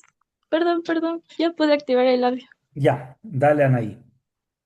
Ya. Bueno, una pregunta, pero sí tal vez como un comentario hacia Rigoberto. Bueno, o sea, desde mi punto de vista, eh, claro, hablábamos como de las consecuencias económicas que esto va a tener al país, ¿no? Y, y bueno, mi comentario más bien va desde ahí, o sea, hablamos de una cifra incalculable, pero la vida siempre va a ser más valiosa mientras esté viva. O sea, creo que tenemos como un problema social en dar precio a los recursos naturales, a la vida, a los propios seres humanos, de cuánto cuesta y cuánto va a ser el beneficio para. Obviamente hablamos de que la minera quiere generar un mínimo impacto, pero desde los proyectos el impacto es algo que va a perdurar años. Si no, hablaríamos de resultados. Entonces, así el impacto sea mínimo, estamos hablando de un impacto negativo que va a perjudicar a la vida, o sea, a la vida en general, a la vida como ecosistema, a la vida nosotros como seres humanos y como perjudicarnos. No, yo no encuentro justificación a que sea minera legal o ilegal si es que va a generar este impacto a nuestra salud, al ecosistema, a los entes que viven alrededor de él. Y claro, o sea, por eso creo que termina siendo la indignación de los cuencanos, porque entendemos que no hablamos de algo que sí lo vamos a solucionar en 5 años, no. O sea, un impacto se mide a partir de los 10 años, o sea, va a ser una consecuencia que se va a arrastrar en el tiempo y que lo más seguro es que nadie se haga responsable de absolutamente de las consecuencias negativas. Lo vivimos en el petróleo, en este caso que con las petroleras Texaco, etcétera, que sí, mina encontrada, mina explotada, pero, o sea, independientemente, las consecuencias están. La gente que habita, que son mayoritariamente indígenas, siguen siendo vulnerables a las situaciones que nosotros causamos. O sea, seguimos vulnerando la situación de esas personas en vez de generar una propuesta realmente sostenible con el ecosistema y con la gente que es parte de él. No sé, creo que ese es como que mi comentario hacia lo que decía Jorge Toro, de es que nos van a dejar una multa.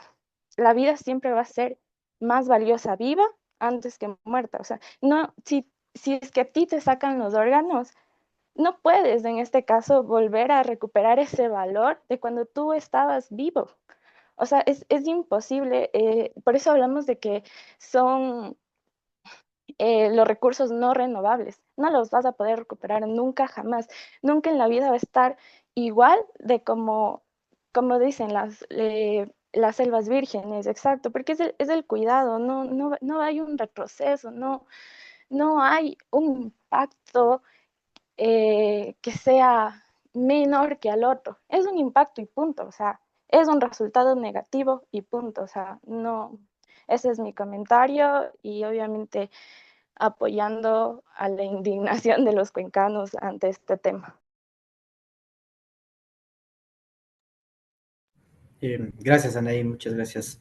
Sí, en realidad pensamos al corto plazo, ¿no? decimos, va a darnos dinero, va a dar regalías. El proyecto dura 12 años de regalías y luego se mide el impacto, ¿sí? Es por eso que no cuantificamos qué va a pasar después, cuál es el impacto a largo plazo. Yo les pregunto, díganme si es que hay algún cantón en el Ecuador minero que sea un polo de desarrollo.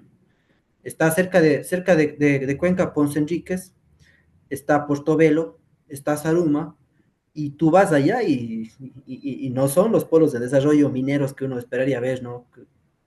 Estando sobre el oro y están en realidad incluso sin hospitales. Y si le damos la vuelta al tema de la multa que nos pueden cobrar, hagamos ahora la comparativa con el gasto que va a tener el gobierno después de los 2 años de explotación, porque ¿qué pasa si es que hay alta tasa de incidencia de cáncer después? ¿Qué va a pasar cuando tengamos que buscar otras fuentes de agua diferentes a las que ya están contaminadas? Y incluso el dinero que ahora Cuenca y Etapa le ahorra al gobierno en salud pública y en escolaridad. ¿Por qué? Porque es un agua que bebes y que no causa problemas gastrointestinales como en otros cantones. Es decir, el gobierno se está ahorrando ahí un gran monto en salud pública por un agua de calidad.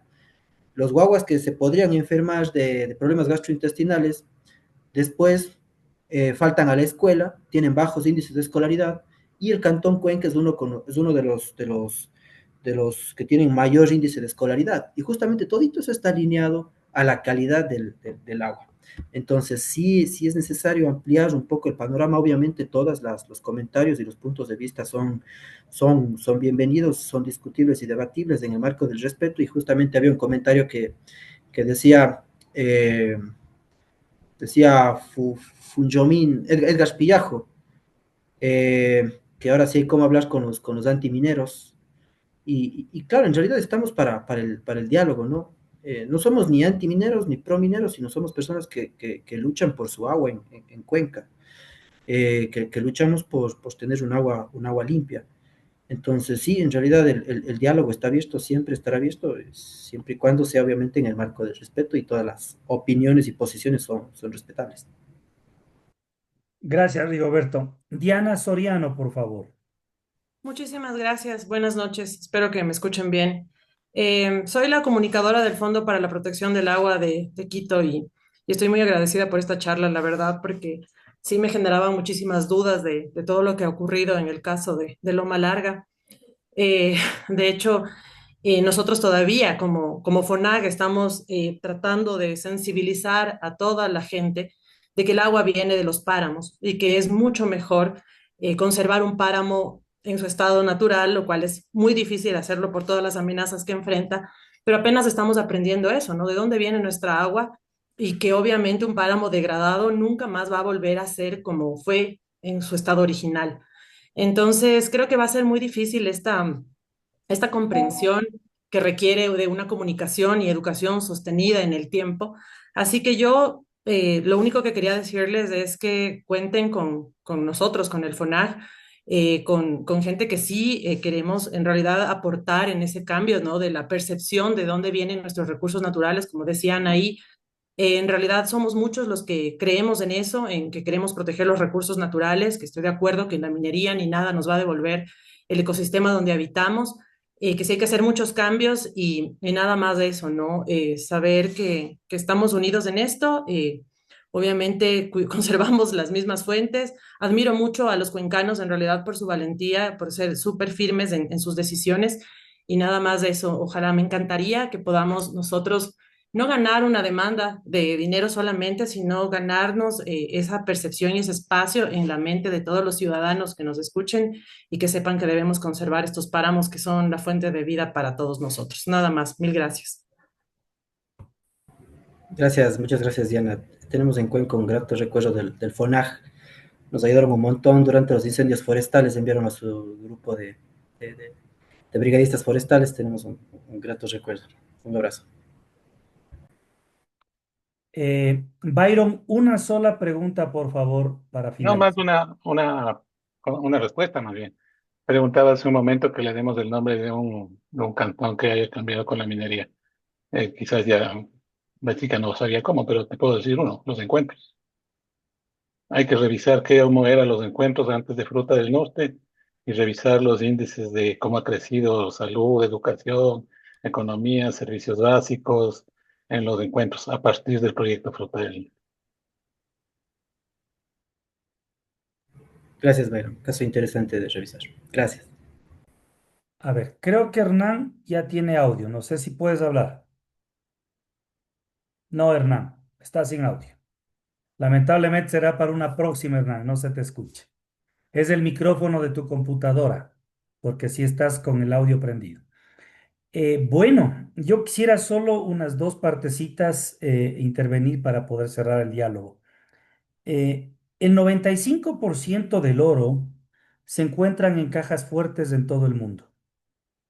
Eso significa codicia, porque solo lo hemos guardado bajo nuestro dormitorio para no utilizarlo en nada, sino para decir que tenemos oro. Pero al mismo tiempo, en el Ecuador hay 130 millones de onzas de oro, que nos darían 500.000 millones de dólares, es decir, 15 veces el presupuesto de cada año del Ecuador. Eso significaría un montón de dinero que nos permitiría también desarrollarnos. Me ha llamado siempre la atención cómo el Ministerio del Ambiente puede unirse con el Ministerio de Energía y Minas. No tiene sentido. No podemos ser al mismo tiempo juez y parte. Y las autoridades durante todo el tiempo deben reconocer estos errores, porque lamentablemente desde mi punto muy personal, yo no soy ni minero ni antiminero. Yo soy una persona, soy un ciudadano ecuatoriano, en donde bajo mi forma de pensar no podemos estar unidos todos. ¿Cómo puede una subsecretaría, en este caso, como sería el Ministerio del Ambiente, poder acatar órdenes del propio ministerio como tal? Debería ser una entidad completamente eh, separada y al mismo tiempo completamente autónoma. Si bien es cierto, el que le cueste a una empresa $1 o le cueste 100 millones de dólares el agua a tratar, tampoco es así. Al agua hay que cuidarla, no tratarla, sino cuidarla, porque lamentablemente en pocos años ya no estaremos viendo el oro, estaremos viendo el agua. Y yo sí pienso que la felicidad de las personas no está en tener más dinero, sino en vivir mejor y vivir en comunidad. Y la comunidad en estos últimos días se ha roto en Imbabura y puede romperse en el Azuay y puede romperse en Cuenca y puede romperse en el país. Creo que los términos de antimineros o promineros tienen que ser eliminados de nuestro léxico. Somos amigos y somos ciudadanos ecuatorianos y del mundo. No podemos seguir poniendo estas barreras que lamentablemente nos están separando cada vez más. Los ecuatorianos somos uno solo y no debemos tener unos privilegios ni otros no privilegios que podamos manejarlos. Así que con estas últimas palabras les agradecemos mucho a Rigoberto por estas. Ah, está mi nieto aquí indicándole. A propósito, aquí está la vida recién. Vengo a despedirme. Chao, chao. Felicidades. Gracias. Entonces, con estas palabras, agradecerte, Rigoberto. Ya tuvimos en días anteriores también la presentación del otro lado con Elisa Morán y obviamente cada uno de nosotros como ciudadanos tenemos que evaluar y sacar las mejores conclusiones para que el país y el mundo sea cada vez mejor. Rigoberto, a nombre del Grupo de Ingenieros Civiles y Ambientales de la Escuela Politécnica Nacional, agradecerte por este espacio que nos has permitido. Y ahora, al tener estos dos polos opuestos de criterios sobre el que sea favorable a la minería o no, cada uno de nosotros debemos volver a analizar y volver a repensar cada una de las cosas que estamos manejando, y más aún como técnicos, y pedir a las autoridades del Estado ecuatoriano, como es el gobierno nacional, que se tomen decisiones apropiadas. Y las decisiones apropiadas, primero, desde mi punto de vista muy particular, es que la ciudadanía apruebe. No por ser autoridades tenemos que tomar decisiones si la ciudadanía no está de acuerdo.